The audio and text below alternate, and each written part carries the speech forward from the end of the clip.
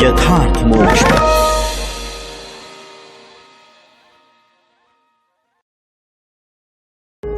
यथार्थ मोक्ष प्रस्तुत कर रहा है अतुल्य संपूर्ण महाभारत। श्री महाभारतम नलोपाख्यान पर्व 64वां अध्याय, दमयंती का विलाप और प्रलाप।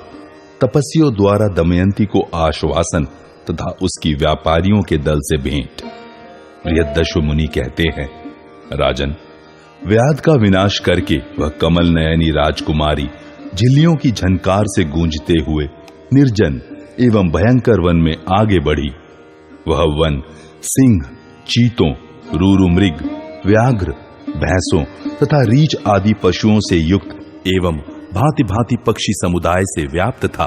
वहां मलेच्छ और तस्करों का निवास था। शाल, वेणु, धव, पीपल, तिंदुक, इंगुद, पलाश, अर्जुन, अरिष्ट, स्यंदन, सेमल, जामुन, आम, लोध, खैर, साखू, बेंत, पद्मक, आंवला, पाकर, कदम्ब, गूलर, बेर, बेल, बरगद, प्रियाल, ताल, खजूर, हर्रे तथा बहेड़े आदि वृक्षों से वह विशाल वन परिपूर्ण हो रहा था। दमयंती ने वहां सैकड़ों धातुओं से संयुक्त नाना प्रकार के पर्वत, पक्षियों के कलरवों से गुंजायमान कितने ही निकुंज और अद्भुत कंदराएं देखी। कितनी ही नदियां, सरोवरों, बावलियों तथा नाना प्रकार के मृगों और पक्षियों को देखा। उसने बहुत से भयानक रूप वाले पिशाच, नाग तथा राक्षस देखे। कितने ही गड्ढों, पोखरों और पर्वत शिखरों का अवलोकन किया। सरिताओं और अद्भुत झरनों को देखा। विदर्भ राजनंदिनी ने उस वन में झुंड के झुंड भैंसे, सुअर, रीछ और जंगली सांप देखे। तेज, यश, शोभा और परम धैर्य से युक्त विदर्भ कुमारी उस समय अकेली विचरती और नल को ढूंढती थी। वह पति के विरह रूपी संकट से संतप्त थी।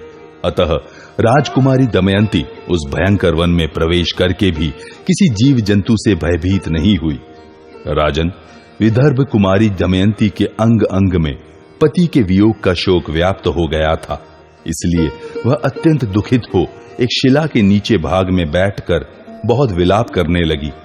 दमयंती बोली, चौड़ी छाती वाले महाबाहु निषद नरेश महाराज, आज इस निर्जन वन में मुझ अकेली को छोड़कर आप कहां चले गए? नरश्रेष्ठ वीर शिरोमणे, प्रचुर दक्षिणा वाले अश्वमेध आदि यज्ञों का अनुष्ठान करके भी आप मेरे साथ मिथ्या बर्ताव क्यों कर रहे हैं?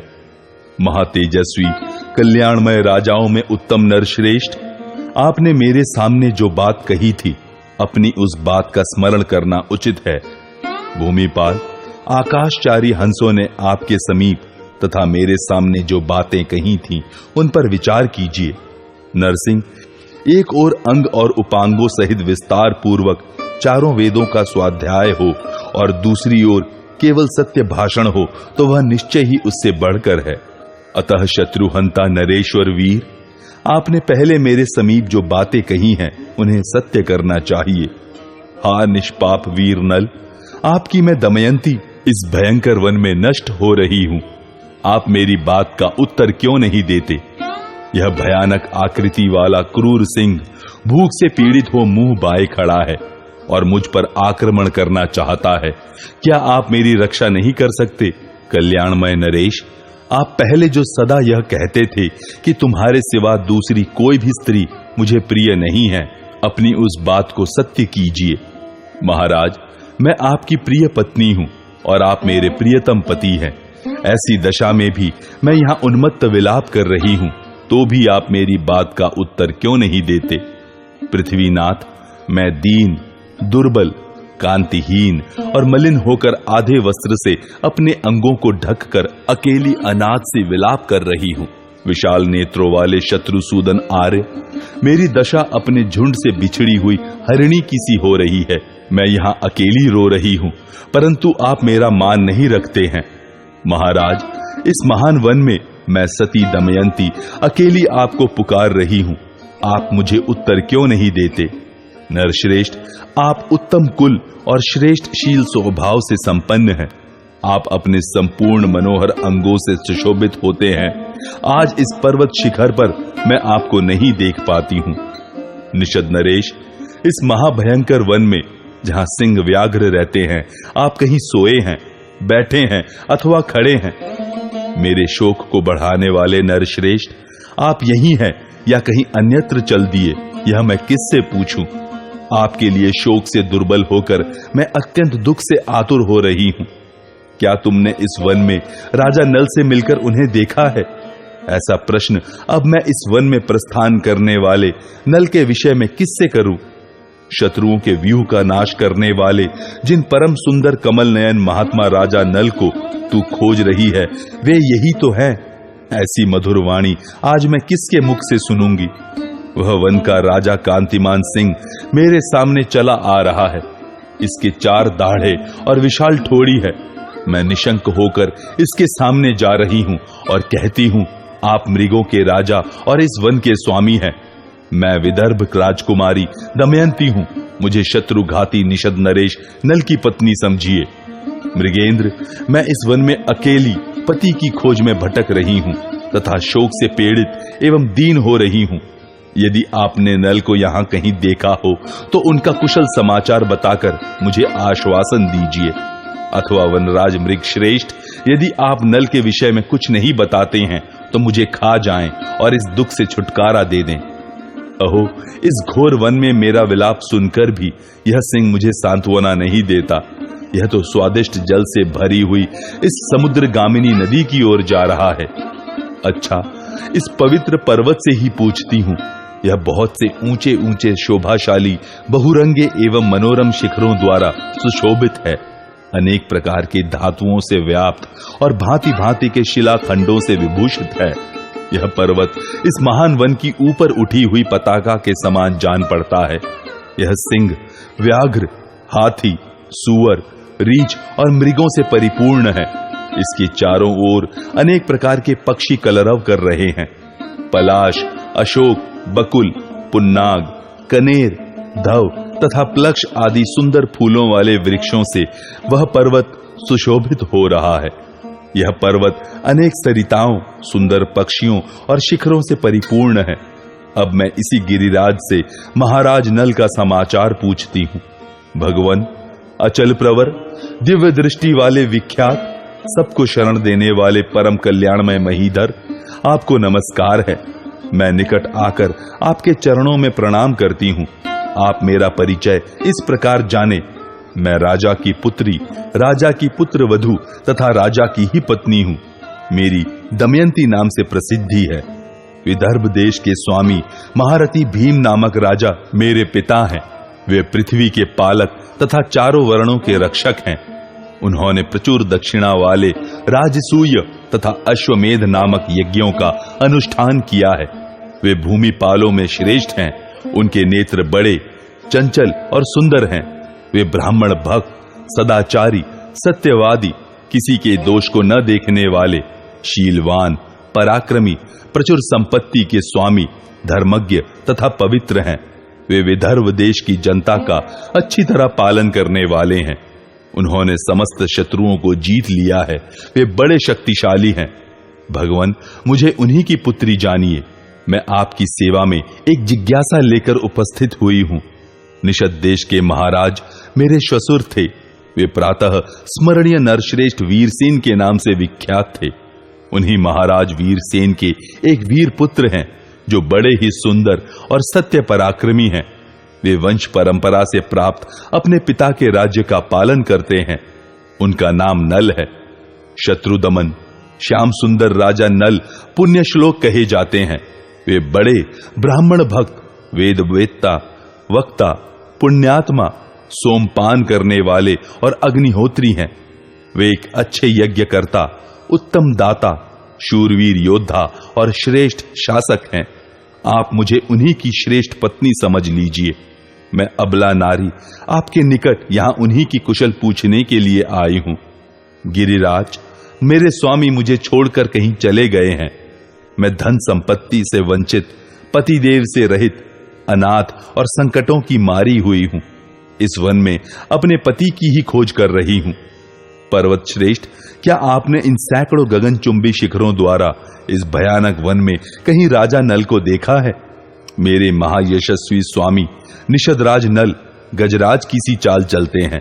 वे बड़े बुद्धिमान, महाबाहु, अमर्षशील, पराक्रमी, धैर्यवान तथा वीर हैं। क्या आपने कहीं उन्हें देखा है? गिरिश्रेष्ठ, मैं आपकी पुत्री के समान हूं और पति के वियोग से बहुत ही दुखी हूं। क्या आप व्याकुल होकर अकेली विलाप करती हुई मुझ अबला को आज अपनी वाणी द्वारा आश्वासन न देंगे? वीर धर्मज्ञ, सत्य प्रतिज्ञ और पराक्रमी महिपाल, यदि आप इसी वन में हैं तो राजन अपने आप को प्रकट करके मुझे दर्शन दीजिए। मैं कब निषदराज नल की मेघ गर्जना के समान स्निग्ध, गंभीर, अमृतोपम वह मधुर वाणी सुनूंगी। उन महामना राजा के मुख से वैदर्भी इस संबोधन से युक्त, शुभ, स्पष्ट, वेद के अनुकूल, सुंदर पद और अर्थ से युक्त तथा मेरे शोक का विनाश करने वाली वाणी मुझे कब सुनाई देगी? धर्मवत्सल नरेश्वर, मुझ भयभीत अबला को आश्वासन दीजिए। इस प्रकार उस श्रेष्ठ पर्वत से कहकर वह राजकुमारी दमयंती फिर वहां से उत्तर दिशा की ओर चल दी। लगातार 3 दिन और 3 रात चलने के पश्चात उस श्रेष्ठ नारी ने तपस्वियों से युक्त एक वन देखा जो अनुपम तथा दिव्य वन से सुशोभित था तथा वशिष्ठ, भृगु और अत्रि के समान नियम परायण, मिताहारी तथा दम, शौच आदि से संपन्न तपस्वियों से वह शोभायमान हो रहा था। वहां कुछ तपस्वी लोग केवल जल पीकर रहते थे और कुछ लोग वायु पीकर, कितने ही केवल पत्ते चबाकर रहते थे। वे जितेंद्रिय महाभाग स्वर्गलोक के मार्ग का दर्शन करना चाहते थे। वल्कल और मृगचर्म धारण करने वाले उन जितेंद्रिय मुनियों से सेवित एक रमणीय आश्रम मंडल दिखाई दिया जिसमें प्राय तपस्वी लोग ही निवास करते थे। उस आश्रम में नाना प्रकार के मृगों और वानरों के समुदाय भी विचरते रहते थे। तपस्वी महात्माओं से भरे उस आश्रम को देखते ही दमयंती को बड़ी सांत्वना मिली। उसकी भौहें बड़ी सुंदर थीं, केश मनोहर जान पड़ते थे, नितंब भाग, स्तन, दंत पंक्ति और मुख सभी सुंदर थे। उसके मनोहर कजरारे नेत्र विशाल थे। वह तेजस्विनी और प्रतिष्ठित थी। महाराज वीरसेन की पुत्रवधू रमणी शिरोमणि महाभागा तपस्विनी उस दमयंती ने आश्रम के भीतर प्रवेश किया। वहां तपोवृद्ध महात्माओं को प्रणाम करके वह उनके समीप विनीत भाव से खड़ी हो गई। तब वहां के सभी श्रेष्ठ तपस्वी जनों ने उससे कहा, देवी, तुम्हारा स्वागत है। तदनंतर वहां दमयंती का यथोचित आदर सत्कार करके उन तपोधनों ने कहा, शुभे, बैठो, बताओ हम तुम्हारा कौन सा कार्य सिद्ध करें। उस समय सुंदर अंगों वाली दमयंती ने उनसे कहा, भगवन, निष्पाप महाभागगण, यहां तप, अग्निहोत्र, धर्म, मृग और पक्षियों के पालन तथा अपने धर्म के आचरण आदि विषयों में आप लोग सकुशल हैं ना? तब उन महात्माओं ने कहा, भद्रे, यशस्विनी, सर्वत्र कुशल हैं। सर्वांग सुंदरी, बताओ तुम कौन हो और क्या करना चाहती हो? तुम्हारे उत्तम रूप और परम सुंदर कांति को यहां देखकर हमें बड़ा विस्मय हो रहा है। धैर्य धारण करो, शोक न करो। तुम इस वन की देवी हो या उस पर्वत की अधिदेवता? अनिंदिते, कल्याणी, अथवा तुम इस नदी की अधिष्ठात्री देवी हो? सच सच बताओ। दमयंती ने उन ऋषियों से कहा, तपस्या के धनी ब्राह्मणों, न तो मैं इस वन की देवी हूं, न पर्वत की अधिदेवता और न इस नदी की ही देवी हूं। आप सब लोग मुझे मानवी समझें।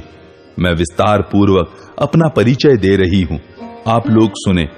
विदर्भ देश में भीम नाम से प्रसिद्ध एक भूमिपाल है।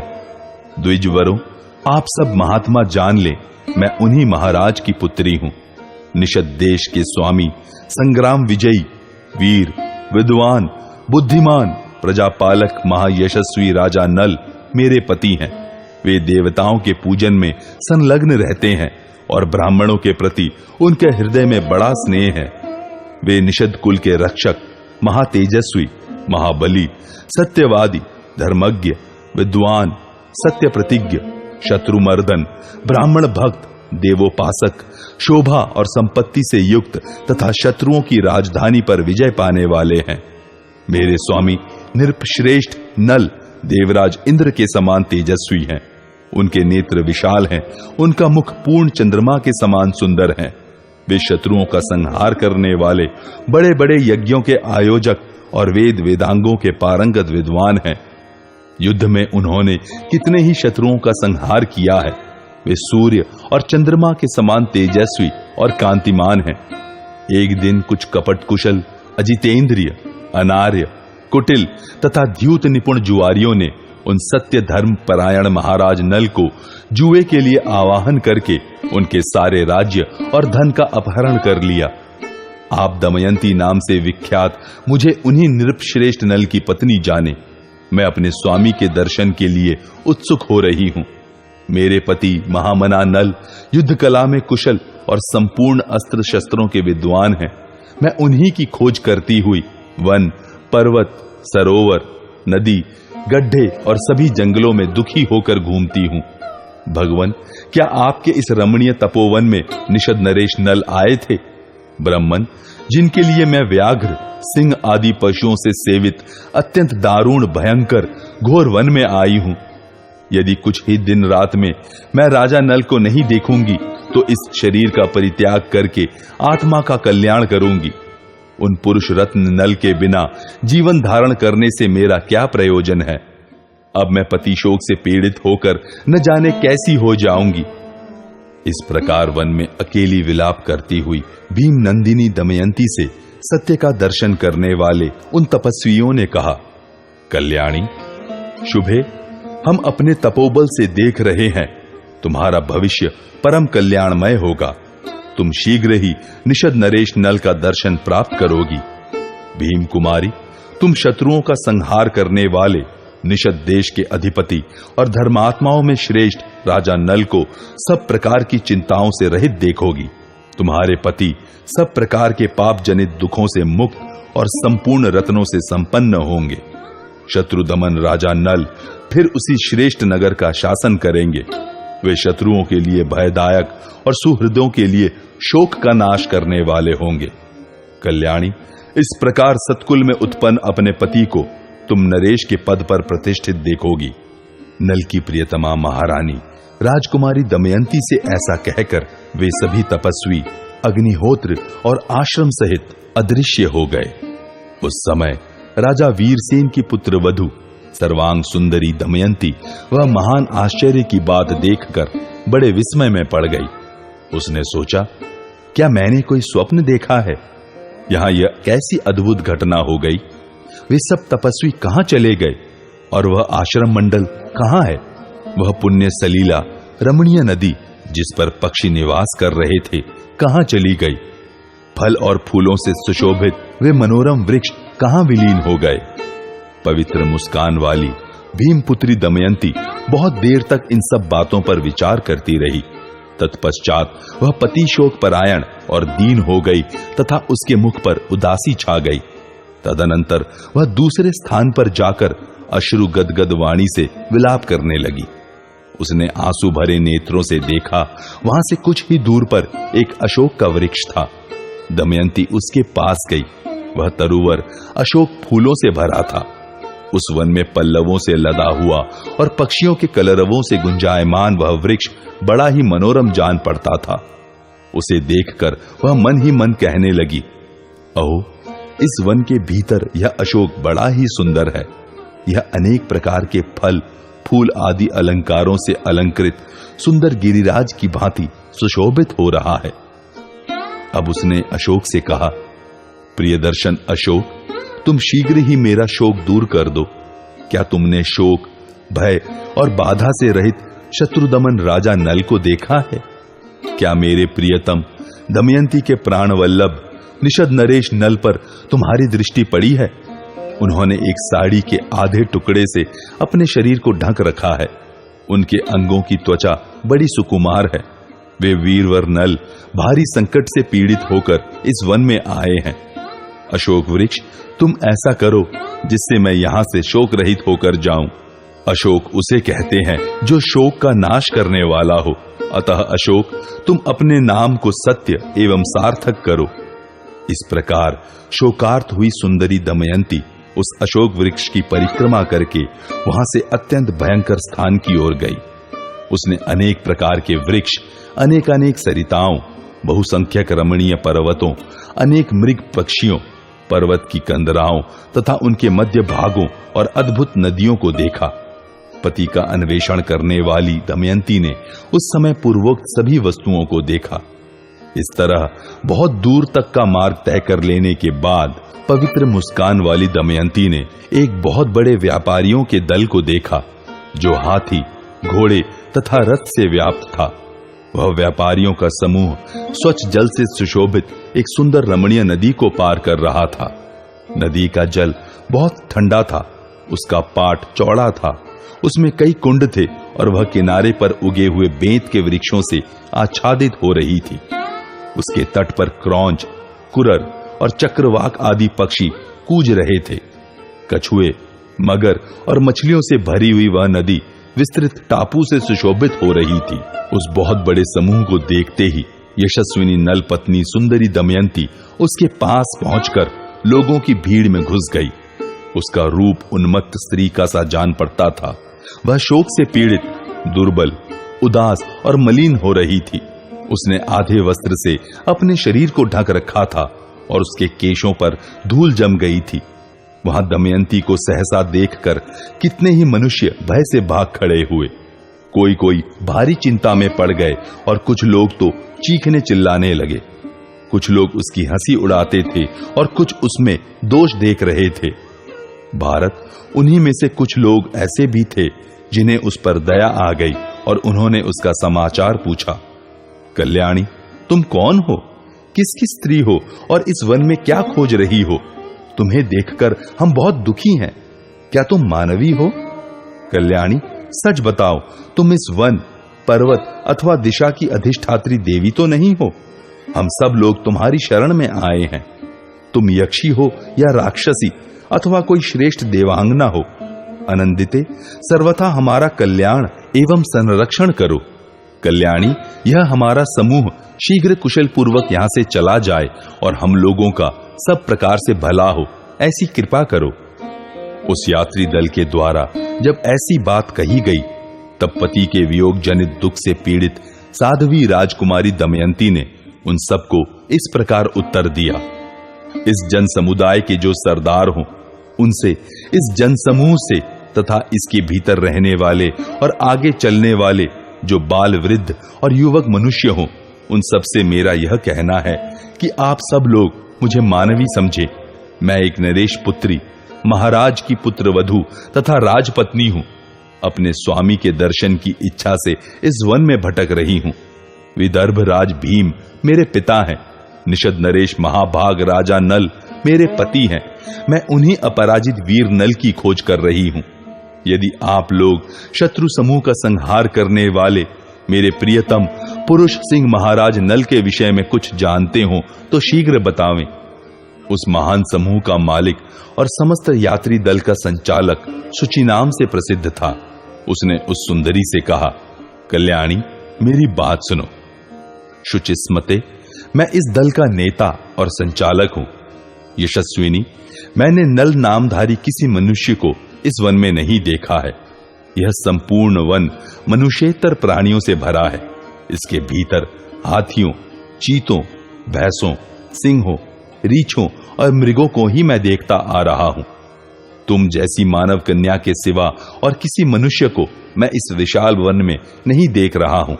इसलिए यक्षराज मणिभद्र आज हम पर प्रसन्न हो।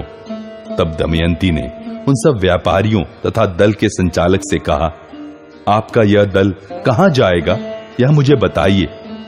सार्थवाहन ने कहा, राजकुमारी, हमारा यह दल शीघ्र ही सत्यदर्शी चेदिराज सुबाहु के जनपद में विशेष लाभ के उद्देश्य से जाएगा। इस प्रकार श्री महाभारत वन पर्व के अंतर्गत नलोपाख्यान पर्व में दमयंती की सार्तवा से भेंट विषयक 64वां अध्याय पूरा हुआ।